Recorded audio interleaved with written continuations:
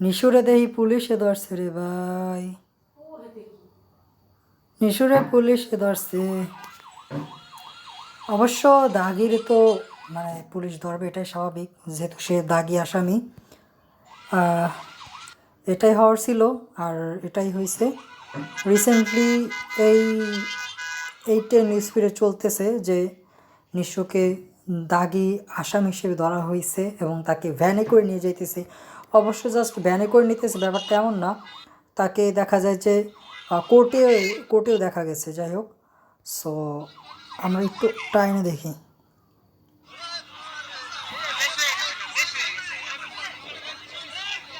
So দেখা যাচ্ছে দর্শক মিডিয়াদের দল দেখা যাচ্ছে এখন।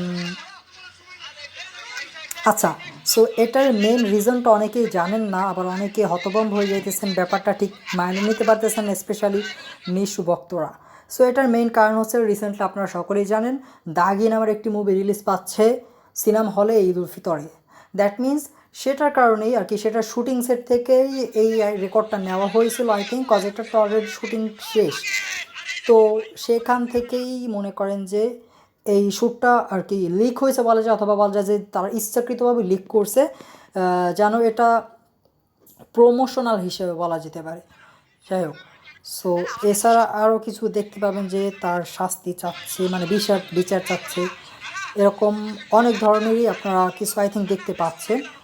রিসেন্টলি এরকম কিছু নিউজ পোর্টাল হিসেবে আর কি নিউজ ফিডে শো করতেছে। এটাই ছিল মেন রিজন, অনেকেই জানেন না এই রিজনটা।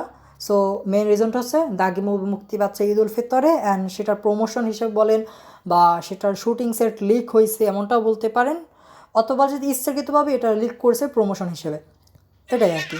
আর কিছু না, এটা আই থিঙ্ক ডিরেক্টর বা যারাই হোক না কেন, প্রডিউসার, তারা নিজের ইচ্ছাকৃতভাবে এটা লিক করছে। That's it.